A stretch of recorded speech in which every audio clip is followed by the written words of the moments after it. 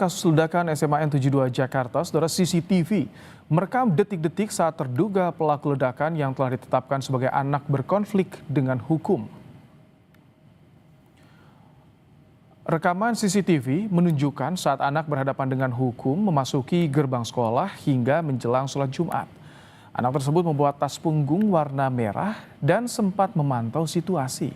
Pada pukul 12:05 waktu Indonesia Barat, ia melepas seragamnya, lalu berjalan ke masjid sambil membawa tas dan menenteng senjata mainan. Tak lama kemudian terjadi ledakan.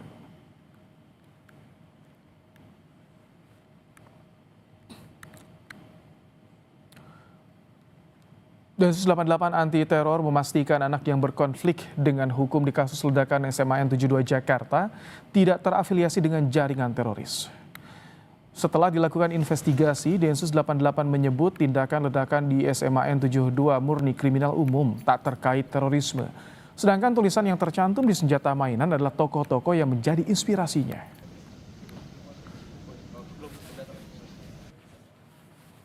Terkait dengan jaringan teror, baik itu global, regional maupun domestik, dan sampai dengan saat ini tidak ditemukan adanya aktivitas terorisme yang dilakukan oleh ABH. Jadi murni tindakan yang dilakukan adalah tindakan kriminal umum, ya. Ideologi yang tercantum di dalam senjata mainan tersebut di sini memperlihatkan bahwa ada inspirasi yang sedang di capture oleh ABH dari berbagai negara, ya. Sementara itu, hingga kini polisi masih mendalami dari mana asal bahan peledak di kasus ledakan SMA N72 Jakarta. Pemeriksaan asal bahan peledak belum bisa dilakukan karena anak yang berkonflik dengan hukum masih dirawat.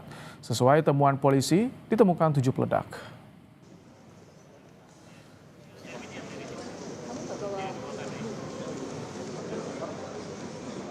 Kemudian tadi ada pertanyaan dari mana sumber atau bagaimana ABH ini memperoleh barang-barang yang dibutuhkan tersebut. Dalam hal ini kami masih menunggu dari ABH tersebut karena sampai dengan saat ini yang bersangkutan masih menjalani perawatan. Polisi menyatakan proses hukum terhadap pelaku ledakan SMA N72 dilakukan berlandaskan sistem peradilan pidana anak. Untuk proses hukumnya, tentunya kita punya aturan main, sebagaimana tadi disampaikan oleh Bu Margareta dari KPAI, ada Undang-Undang Perlindungan Anak dan ada sistem peradilan pidana anak.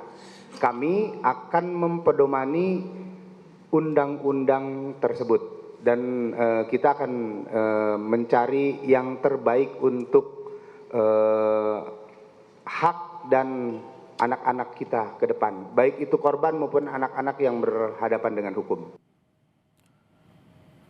Kapolda Metro Jaya Irjen Asep Edi Suheri memastikan kondisi SMA N72 Kelapa Gading sudah aman dan kegiatan belajar mengajar bisa kembali dilaksanakan. Kapolda meminta seluruh pihak tetap tenang dan tidak terpengaruh informasi yang belum bisa dipertanggungjawabkan.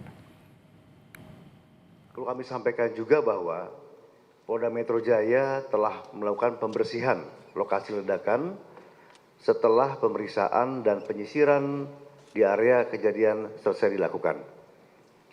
Sebagaimana disampaikan oleh Bapak Kapolri, kegiatan belajar mengajar di SMA 72 ditargetkan kembali berjalan normal pada minggu ini. Dan insya Allah kegiatan belajar mengajar akan kami upayakan untuk bisa berlangsung secepatnya.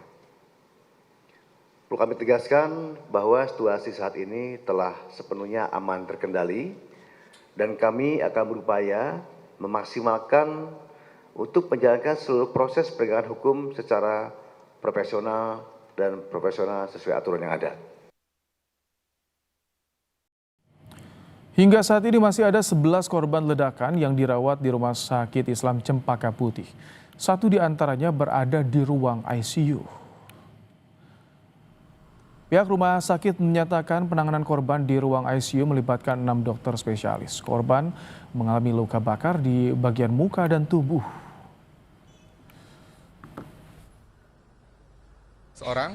Satu orang masih di ICU dan kemudian sisanya dirawat inap. Kondisi yang dirawat inap berangsur mulai membaik. Di ICU kondisinya memang masih cukup parah dan serius, jadi belum bisa pindah ke ruang ranap biasa. Saat ini penanganannya dilakukan secara multidisipliner. Ini meliputi dokter anestesi konsultan intensive care, ini sebagai kaptennya. Direktur Utama Rumah Sakit Islam Jakarta Cempaka Putih menyebut para korban ledakan di SMA N 72 Jakarta mengalami gangguan pendengaran mencapai 90%.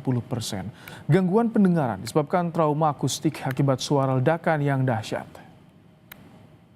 Mulai melakukan asesmen lebih mendalam, jadi 3 hari pertama itu fokusnya adalah untuk menyelamatkan jiwa. Namun sekarang masuk ke dalam membahas masalah potensi kecacatan.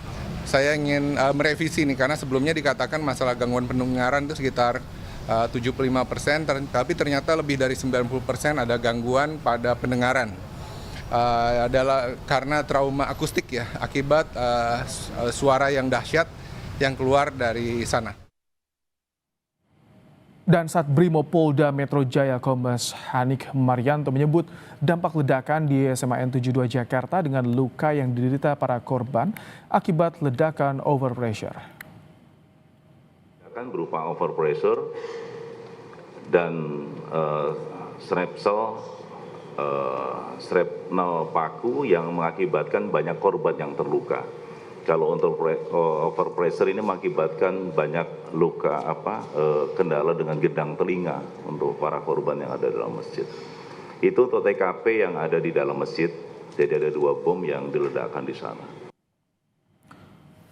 Polisi ungkap anak pelaku ledakan di SMA N 72 kesepian dan tindakannya tidak terkait terorisme. Ulasannya kami hadirkan usai jeda.